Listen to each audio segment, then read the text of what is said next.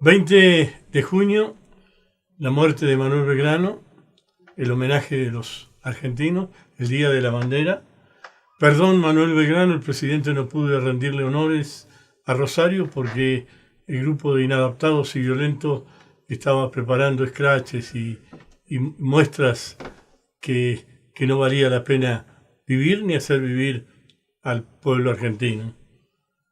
Perdón, Manuel Belgrano. Manuel Belgrano, que decía que patria es educación, que es un espejo para mirarse, sobre todo los políticos honestos. Donó su sueldo para construir la Biblioteca Nacional y para escuelas que se hicieron 170 años más tarde. Una vergüenza.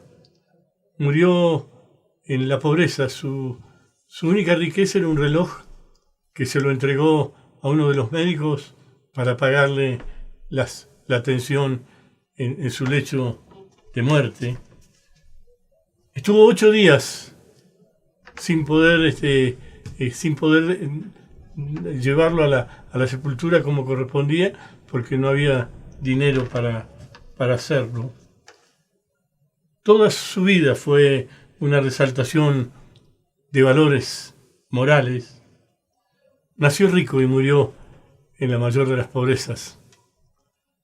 Para que se miren políticos y funcionarios actuales, para que sea un espejo. Ese fue Manuel Belgrano.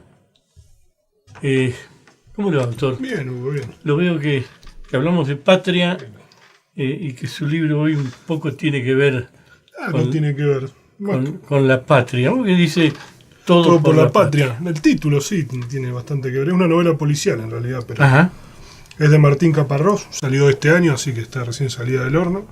Acá de Martín Caparrós todavía no trajimos nada porque yo estaba tratando de leer un libro muy grande que tiene él que se llama La Historia, que me está costando mucho, así que espero traerlo este año. Así que trajimos este que es más legible. Martín Caparrós es un escritor contemporáneo, nació en Buenos Aires en 1957.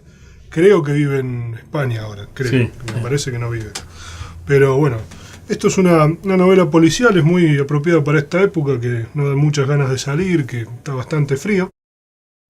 O nevado, depende cómo toque el tiempo. Es básicamente una novela policial que ocurre en Buenos Aires entre finales de la década del 20 y principios del 30.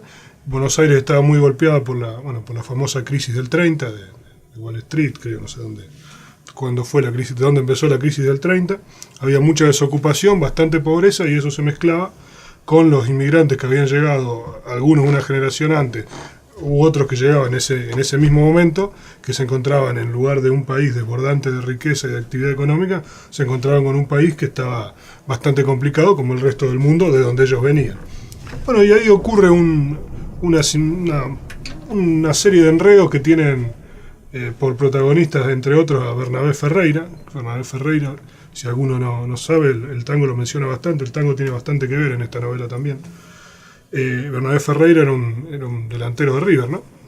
Cuando River pasó cuando los clubes pasaron del amateurismo al profesionalismo, era uno de los jugadores que más cobraban en ese momento, era uno de los mejores jugadores de ese momento, y jugaba en el mejor club sigue siendo el mejor club, pero eso es parte. Pregúntale a Rubén. No, sí, yo me lo está haciendo saber, pero bueno, no importa, eso es una cuestión.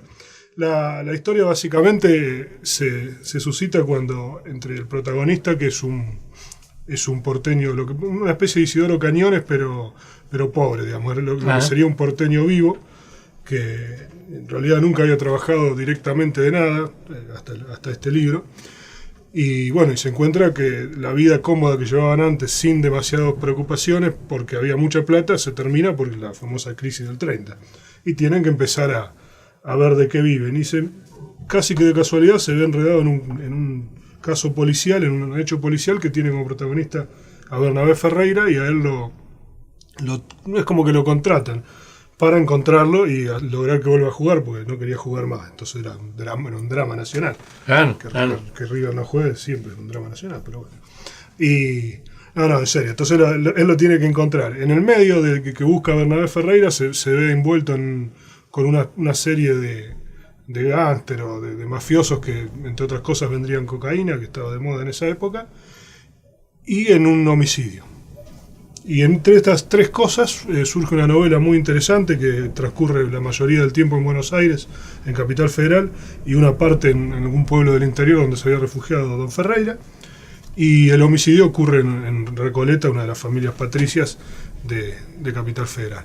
Y se da una cuestión muy interesante, una novela muy fácil de leer, se lee rápido, y es muy interesante, y el final es más interesante todavía, es un final casi que imprevisto.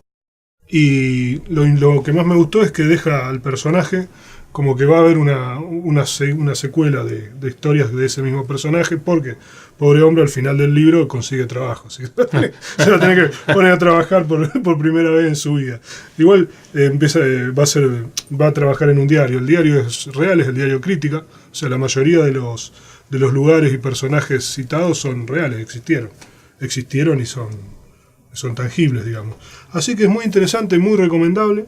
Y lo que me llamó la atención, que no lo había visto en otros libros, el libro empieza con las andanzas del protagonista y un amigo. Y ese amigo, que uno esperaría que siguiera en todo el libro, desaparece. Desaparece. El libro. No, al principio se lo menciona de casualidad una vez más y después desaparece. Eso no es muy común.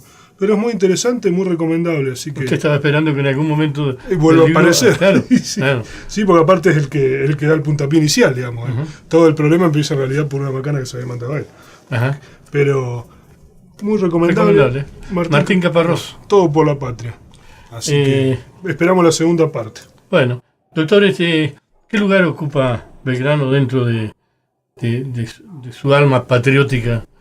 Y Belgrano uno lo vive muy intensamente en la primaria, pues es el prócer favorito de la primaria. Después uno como que lo va perdiendo y lo recupera de grande. Belgrano, lo interesante de Belgrano, o sea, el lugar que ocupa es importante, muy importante por empezar, que es una de las una dicotomía, no, bueno, ya me voy a acordar cómo es la palabra, porque después de la Revolución de Mayo, al que mandan a combatir a los españoles, a lo que sería el imperialismo de esa época, es un abogado. Y tuvo un muy buen desempeño, considerando que no era militar y considerando que no tenía medios. Yo se la tiré para que me diga, ¿te das cuenta que no todos los abogados... Bueno. Y después otra cosa muy interesante, donde se puede ver el reloj, que está en el Museo Histórico Nacional, y la tumba. Porque la tumba, como vos bien dijiste, lo enterraron no tenían para pagarlo, entonces... 8 días insepulto. Sí, y después le pusieron el mármol de la cómoda de la madre. Y de ahí lo sacaron y lo pusieron en la iglesia donde está ahora, en Belgrano, y no me acuerdo, Defensa, creo. Buen espejo para mirarse. Totalmente. Bueno, gracias. Nos vemos, Hugo. Pausa.